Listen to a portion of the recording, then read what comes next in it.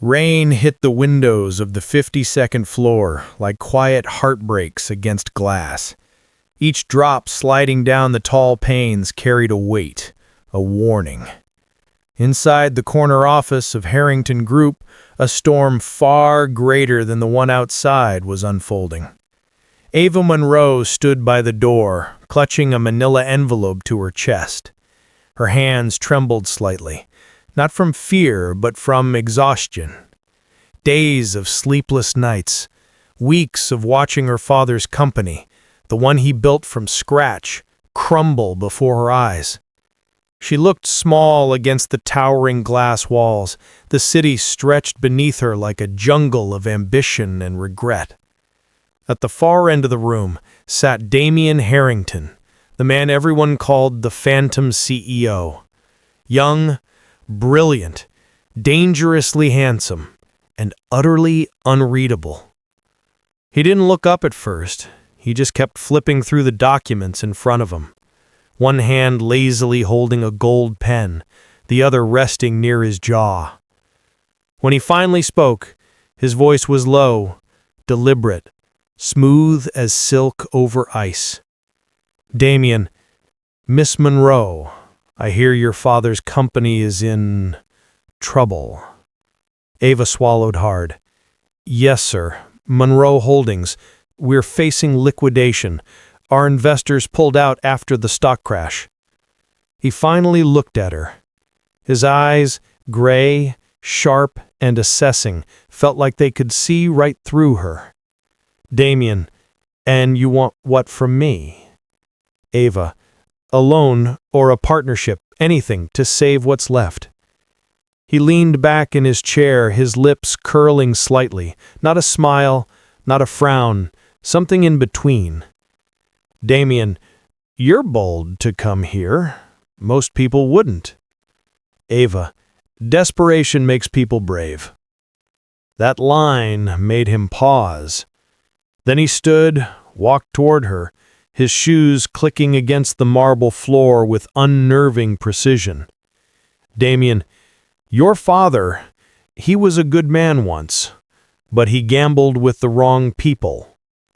"Ava, he was trying to save the company." "Damien, and failed." His bluntness hit her like a slap. She flinched, but didn't back down. "Ava, if you're going to turn me down, just say it."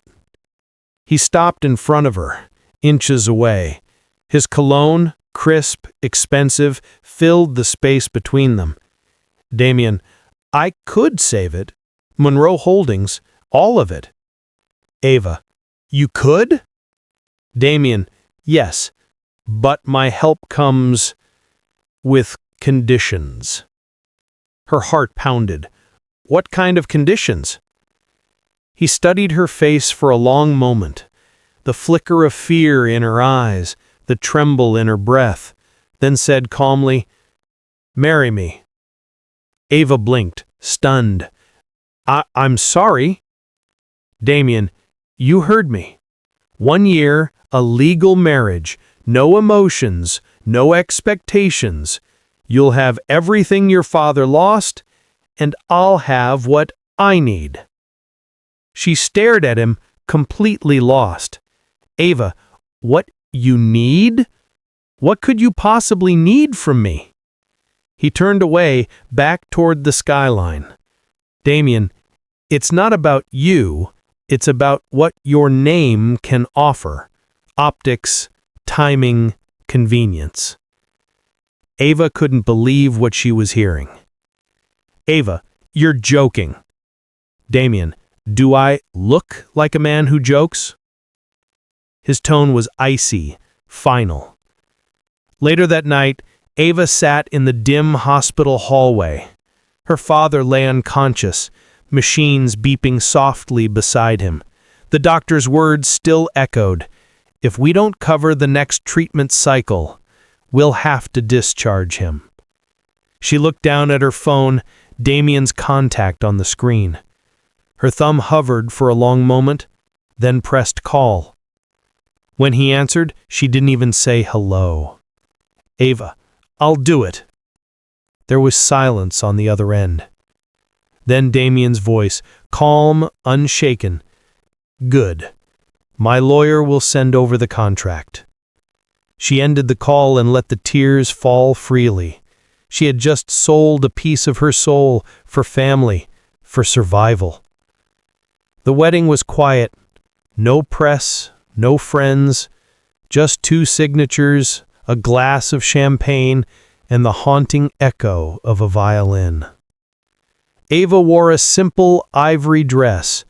No joy, no sparkle, just obligation. Damien wore black, like a man going to war. When the officiant said, "You may kiss the bride," Damien's lips brushed her cheek, not her mouth. Cold, measured, distant. His mother, seated at the back, whispered to someone, "She's not his type. This won't last." But Damien didn't care. This marriage wasn't built to last. It was built to protect. Their mansion was vast, too vast. Echoes followed Ava down every hallway. At night, she'd hear the distant hum of the city and the louder hum of her own doubts. She tried to make the best of it, decorating the kitchen, leaving notes for the staff, pretending she belonged. But Damien was always gone. He left before sunrise, returned after midnight, always smelling of power and secrets. Once she tried to wait up for him. When he came home, he found her sleeping on the couch, a blanket half draped across her legs. He stared for a moment, something soft flickering behind those gray eyes. Then he turned off the light and walked away. 1 week later, Ava found something that changed everything. She was searching for a book in Damien's study when she noticed the drawer wasn't locked. Inside, documents, photos, her father's company seal. One file stood out, stamped confidential. The title read, "Project Monarch, Monroe Holdings Acquisition." Her breath caught. The dates on the papers, months before their marriage, and Damien's signature everywhere. He hadn't rescued her father's company, he had targeted it. Her heart thudded violently. The room spun. Oh my God! She dropped the papers just as the door opened behind her. "Damien, you shouldn't be in here." His voice was quiet, but dangerous. "Ava, you lied to me. You used me." He didn't flinch. He just looked at her, with something like regret. "Damien, it wasn't supposed to be like this." "Ava, what does that even mean?" But he said no more. He just turned away and left her standing there, surrounded by evidence of her own betrayal. As the door shut, Ava whispered to herself, voice breaking, "What have I done?" The rain outside grew louder, like the sky was crying for her. The days after that night felt endless. Silence ruled their mansion like a ghost that refused to leave. Ava barely saw Damien. When she did, his words were short, clipped, like every syllable was measured in control. He ate breakfast in his office. She ate hers alone in the sunroom, staring out at the city that once seemed full of hope. The housekeepers whispered as they passed her, pity in their eyes, confusion in their glances. She was Mrs. Harrington by law, but she felt more like a guest who'd overstayed her welcome. One evening, as rain softened against the glass, Ava walked into the library. Rows upon rows of books surrounded her, worlds that weren't broken like hers. She ran her fingers across the spines and found a book with her father's handwriting inside. She froze. On the first page, a dedication. "To my friend Damien Harrington Sr., for believing in dreams." Her chest tightened. Damien's father had been friends with hers. She heard footsteps behind her, slow, deliberate. She turned. Damien, you shouldn't go through my family's things. She closed the book gently. Ava, my father knew yours. He didn't answer immediately. He took the book from her hands and placed it back on the shelf. Damien, they were business partners once, until greed ruined everything. Ava, greed? Damien, your father trusted the wrong people, and my father paid for it. A pause. Thunder rolled in the distance, low and threatening. Ava, you think my father ruined your family? Damien, I think he made choices that cost lives. Ova's voice trembled. That's not true. Damien, isn't it? My father lost everything. His company, his reputation. Then one night, he took his own life. Her heart stopped. She whispered, I didn't know. Damien, no one was supposed to. I buried that part of him, just like I buried any chance of trusting anyone again. Ova wanted to say something, to defend her father, to comfort Damien, but the words wouldn't come. She saw something flicker in his eyes, pain, old and raw. And for a moment, he wasn't the billionaire CEO. He was just a broken man wearing armor made of control. That night, Ava couldn't sleep. She replayed his words again and again. His father, my father, greed, death. Could the truth really be that twisted? At dawn, she walked out to the garden. The air was cool, misty. She sat on the marble bench by the fountain, the sound of water soft against her thoughts. Then she heard footsteps. Damien, still in his suit from last night, tie loose, exhaustion etched into his face. Ova, you haven't slept. He looked at her for a long moment before answering. Damien, sleep doesn't solve things. It just delays them. She stood. You think punishing me will bring your father back? Damien, no. But it reminds me not to forget. Ova, you're living in a cage of your own making, Damien. You're hurting people who had nothing to do with your past. Damien, you talk like you know me. Ova, maybe I'm starting to. He kerned, hands in pockets, staring at the dawn skyline. Damien, then you should know, every time I start to feel something, I destroy it before it destroys me. She stepped closer, close enough to feel his breath mix with the cold air. Ova, maybe that's why you're always alone. He looked at her, eyes dark, conflicted. For a heartbeat, he wanted to say something, but he didn't. Instead, he just walked away, leaving her standing in the mist. Days became weeks. They spoke little, but the air between them shifted, subtly. When Ava fell ill with a fever, Damien didn't call the staff. He stayed. Quietly, almost awkwardly, he placed a cool towel on her forehead. She stirred, half awake. Ova, you don't have to. Damien, I know. She blinked, confused. Then why? He didn't answer, just changed the towel again. But his hands lingered a little longer this time. When she woke hours later, the chair beside her bed was empty. Only a cup of tea sat on the table, still warm. One evening, she entered the dining room to find him already there. 2 plates, 1 candle. He didn't look up from his tablet. Damien, sit. She hesitated, then sat across from him. They ate in silence.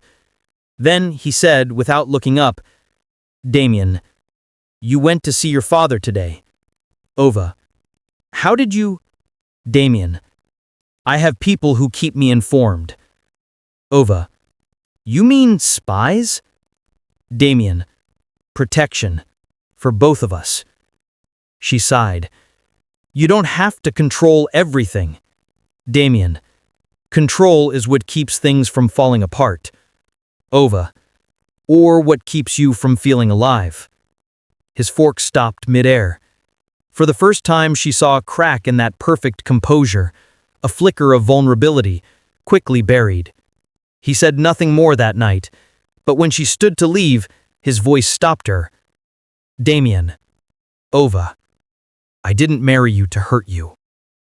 Ava froze. Then why did you? He looked down, his jaw tightening. Damien. Because I thought it would protect you. Ava. Protect me? From what? Damien. From my family. That was the first time she heard him say those words. His family. The next morning, she understood why. She went downstairs to find Ava Harrington, Damien's mother, waiting in the living room. Elegant, cold, dressed like wealth itself. Elena, you must be Ava. Ava. Mrs. Harrington, Elena, don't pretend formality. You're not one of us. Ava stood frozen. Elena, you think because you wear my son's ring you belong in this house? You're nothing but a pawn, dear. A pretty distraction to keep shareholders quiet. Ova's voice wavered. You don't know me. Elena smirked. Oh, I do. I've seen dozens like you. My son doesn't love, he uses. When he's done, he discards.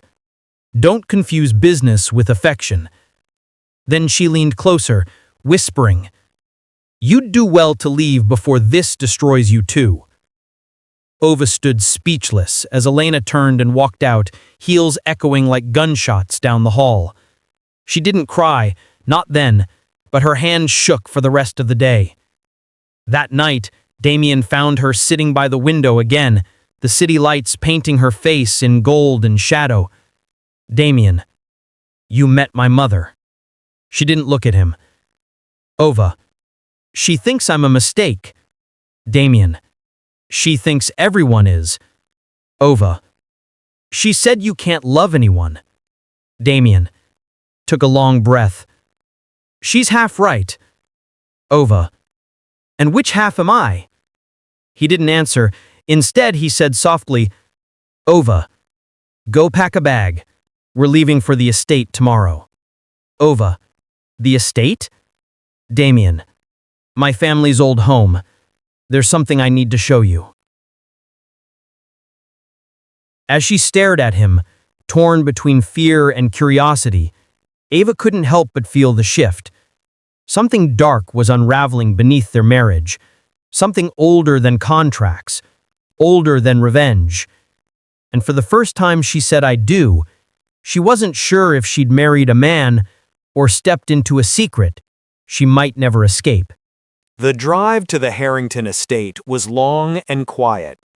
Miles of winding roads stretched through fog and forest, the kind of silence that swallowed even thoughts. Ava sat beside Damien in the back seat of the black Bentley. He hadn't spoken since they left the city. His gaze stayed fixed on the horizon, unreadable, distant. She tried to speak once. You could at least tell me where we're going. He replied without looking at her. You'll see soon enough. And that was it. Outside, the sky turned from gray to dusk. Then, through the mist, she saw it. The Harrington estate. It was massive. Stone walls, ivy crawling up the sides, fountains frozen in the autumn air. A mansion that looked less like a home and more like a kingdom, built from old money and darker promises. When the gates opened, she felt the weight of it. History, power, and something else, something cold. As the car stopped, servants lined up in silence. Ava stepped out, the gravel crunching beneath her heels. Her breath came out visible in the chill. From the doorway, a voice called out, smooth, amused. Well, well, the famous Mrs. Harrington. Ava turned to see Lucian Harrington, Damien's younger brother. handsome in a dangerous way. His charm came wrapped in poison. I was starting to think you didn't exist. I could say the same about you. He smiled, a slow, confident smirk. Careful, Ava. Around here, words can be weapons. Damien's tone cut through the air like a blade. Lucian, enough. Just saying hello, brother. Their eyes locked, and in that moment, Ava saw it. The tension, the rivalry, something old and dangerous pulsed between them. Dinner that night was silent chaos. Eleanor sat at the head of the table, regal and cold. Lucian leaned back casually, sipping his wine, eyes flicking between his brother and Ava. It's been a while since we had family under this roof. Depends on what you call family. Watch your tone. Lucian smirked. Relax, mother. I'm only trying to make our guest feel welcome. Ava forced a smile. Thank you. Of course. Anyone who can convince my brother to wear a ring deserves a toast. Damien's jaw clenched. Eleanor's fork paused midair. Lucian. But he just laughed softly. Fine, my mistake. Ava looked down at her plate, suddenly aware that every eye at the table was on her, and none of them kind. Later that night, Ava wandered into the garden. The air was crisp, and the moonlight fell over the old fountain like silver rain. She needed to breathe, to think. She'd come here believing Damien brought her for answers, but so far, all she found were walls and whispers. Then she heard footsteps. Not Damien's. Lighter, slower. Lucian. He stood a few feet away, a glass of wine in his hand, his smirk softening into something almost kind. Beautiful, isn't it? The garden. My father built it for my mother before they learned to hate each other. I didn't ask for company, and yet you're alone, same as me. She turned to leave, but his next words stopped her. Be careful, Ava. My brother isn't who you think he is. She faced him. And you are? Let's just say I know the truth about why he married you. I already know about the inheritance clause. His smile widened. Do you? Or did he just tell you that to keep you close? Her brows furrowed. What are you talking about? Damien's been covering something up. Something that could destroy both of you. If you're smart, you'll leave before you find out what it is. Before she could respond, he turned and disappeared into the shadows. Her heartbeat thundered in her ears. Was it another manipulation, or was there truth in his warning? The next morning, Damien found her in the study, pacing. You spoke to Lucian. He came to me. He always does. He said you're hiding something. He exhaled, frustration flickering in his eyes. Lucian enjoys playing mind games. Don't let him drag you into it. Then tell me the truth. He turned away. Some truths only hurt more when spoken. You don't get to decide what I can handle. That struck him. He turned, anger flashing for the first time. You think you're ready to know what built this family? What destroyed it? Yes! Silence. Only their breathing filled the room. Then his voice broke, quiet. My father's death wasn't suicide. Ava froze. What? He was murdered. And someone in this family helped cover it up. The words sank in like stones dropping into deep water. Why didn't you tell me? Because the less you know, the safer you are. Safer from who? From the people who would do anything to keep control, even if it means burying another body.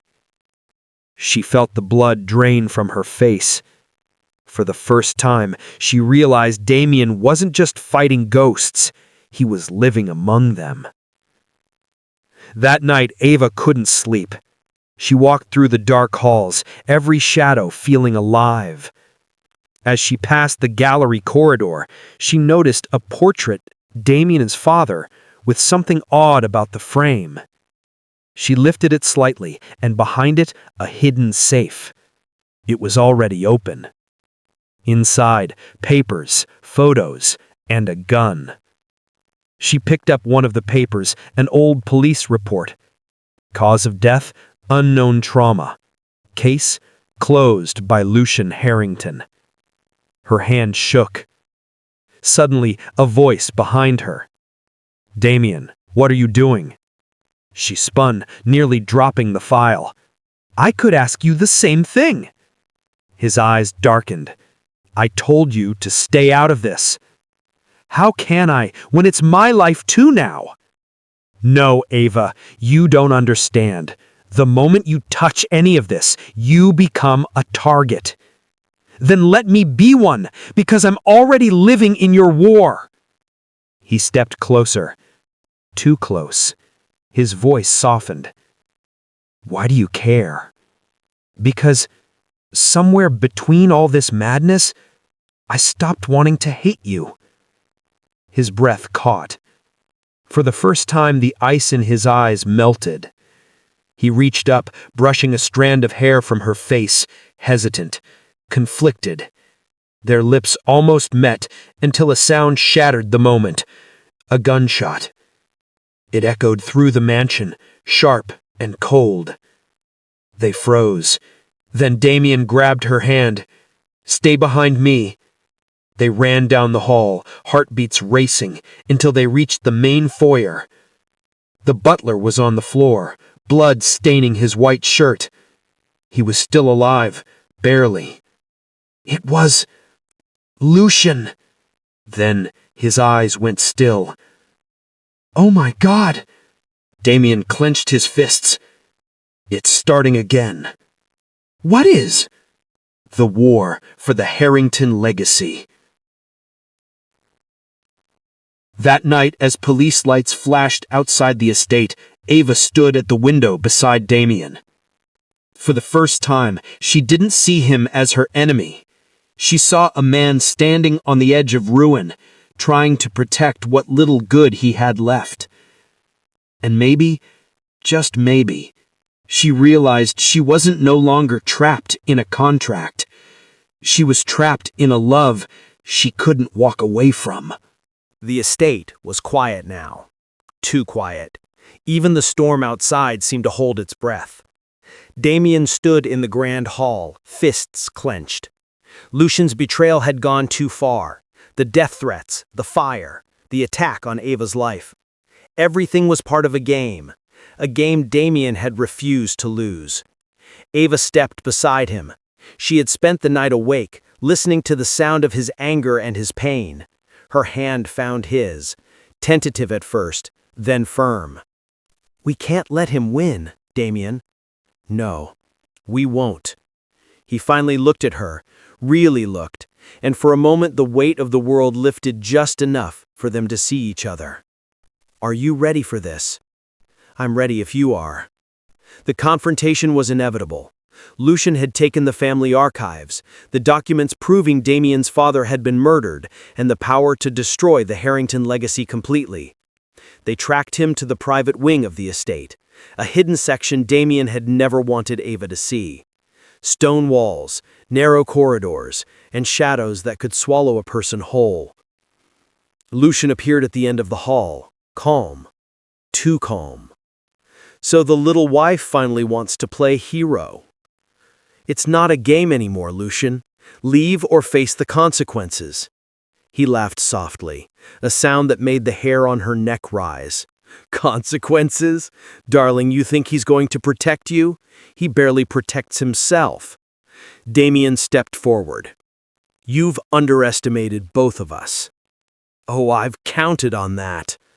He lunged for the documents, but Damien was faster. The fight was chaotic. Shouts, the clash of hands, a gun falling to the floor. Ava watched, heart pounding, until she realized she had a role to play. "Stop, Lucian!" He froze, just long enough for her to snatch the papers. "It ends here. I won't let you hurt anyone else." Lucian's eyes darkened. "You really are your father's daughter." He lunged again, but Damien intervened, pushing him away, taking the brunt of the attack. A struggle, a fall, and finally Lucian was restrained. Hours later, the police had taken Lucian away. The documents were safe. The Harrington estate, scarred but intact, stood as a testament to survival. Ava found Damien in the study, cleaning a small cut on his forehead. "You're hurt." "It's nothing." "Nothing. You risked everything for me.